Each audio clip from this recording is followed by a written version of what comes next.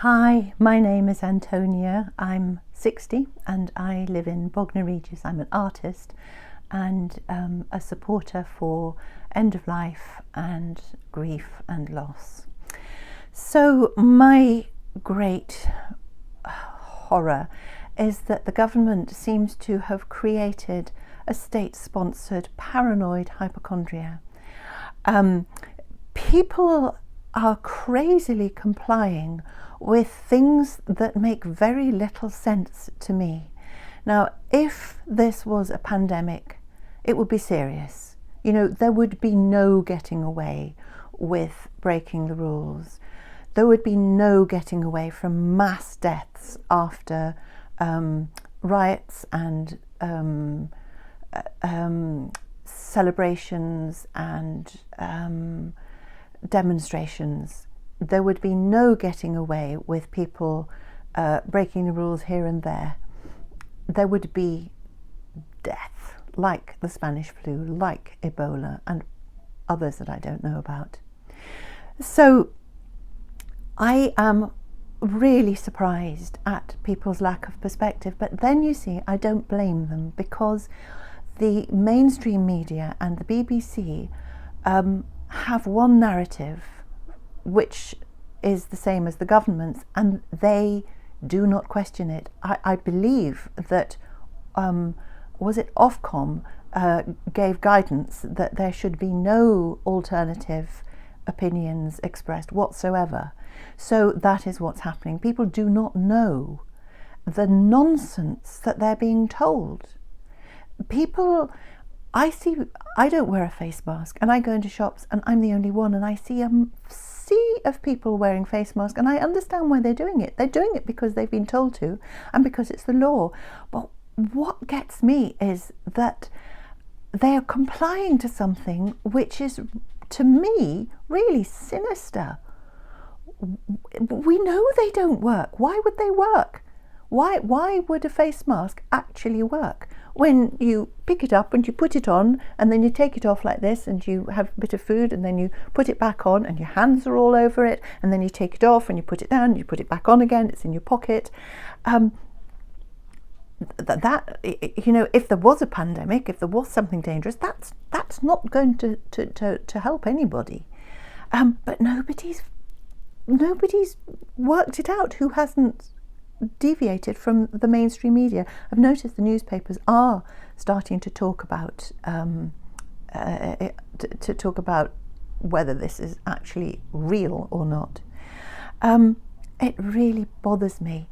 If we want to find out, if we suspect things not adding up, and I do not think things are adding up, and there are so many of us, there are Nobel Prize winners, there are doctors, epidemiologists, virologists, biologists, members of the public, doctors, nurses, people from all walks of life, politicians, even journalists, who are thinking, now hold on, why would a virus attack people when there are 7 people and not 6? Why does it get people after 10 o'clock at night suddenly, as from Tuesday? And as from next week, it'll get people who stand up when they haven't got a mask on, but not when they sit down. All these things don't make sense, but it's really hard to find out what other people think, because Twitter, Facebook, the BBC take people down who dissent.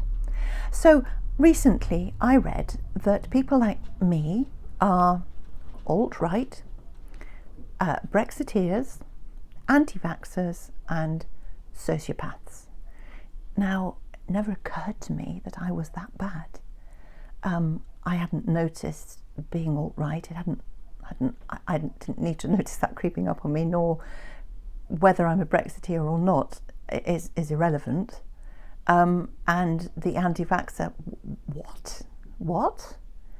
And this sociopath bit, or the the psychopathy, nah, don't think so. I've got a bit of empathy, and I don't tick any of the boxes. So no, that's wrong. But that gives you an idea of what of how people who are dissenting are portrayed. And most of the public who do not know there's an alternative narrative, and a very, very credible, in fact true alternative narrative, don't realise that they're being spun a yarn and sold a pup.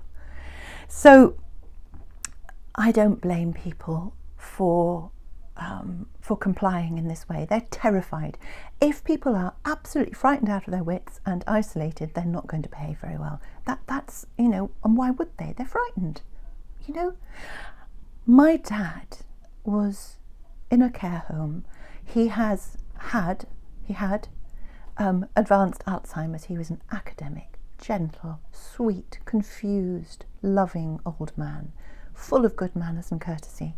So he was locked in his bedroom and nobody was allowed to visit. A wall of protocol. No! Keep him safe. Keep him safe from what? From coronavirus. But doesn't matter if he dies of despair and all the other things, and loneliness and confusion, but he didn't have coronavirus. So thank God for that. Thank God. So eventually I get a call. You can come in for 1 hour because he's dying. Well, am I supposed to say, bless you, thank you? I thought, oh my God. So I went in and I put on my blue overall, my blue net hat, my mask and my gloves, and I looked like a giant medical smurf. So I go in to see my old dad, who is dying, and I am supposed to sit away from him. So I'm sorry about this, home, but off came the gloves and the mask and the hat, and I sat with my dad and stroked his head and held his hand. After an hour, when I left, they said, nobody can ever see him again, ever. Not you, nor anyone. Sorry, it's the rules. Bye. We did come back. I arranged to take him out of the home as fast as possible so he would die in my house here, full of love and family.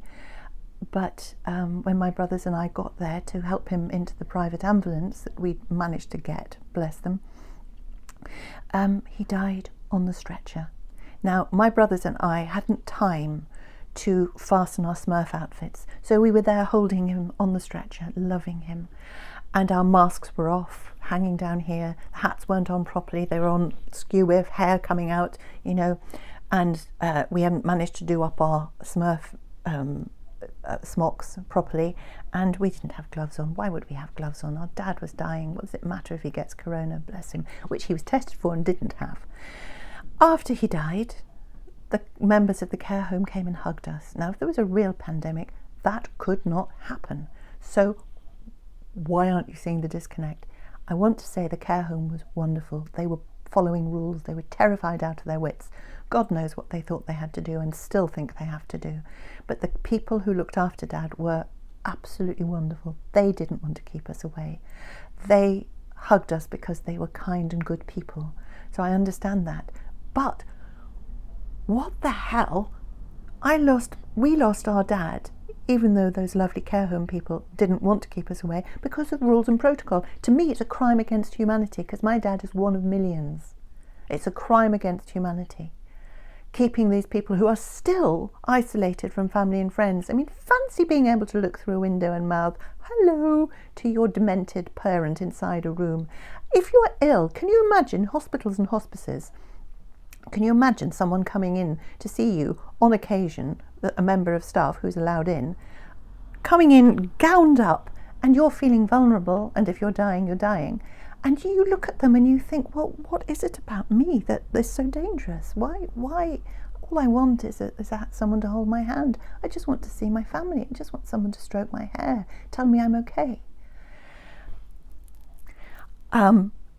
My cancer patients that I support, and people who I support in the community, once the pandemic was announced, I was supposed to cut off from them, and for my own safety and theirs from corona, I was supposed to never see them again. Can you imagine? Lonely, isolated, ill, alone, abandoned. I didn't abandon them. I'll just tell you that now. I didn't abandon them and haven't. Anyway, thank you very much. I am cross, but I'm so glad to be able to speak. Thank you.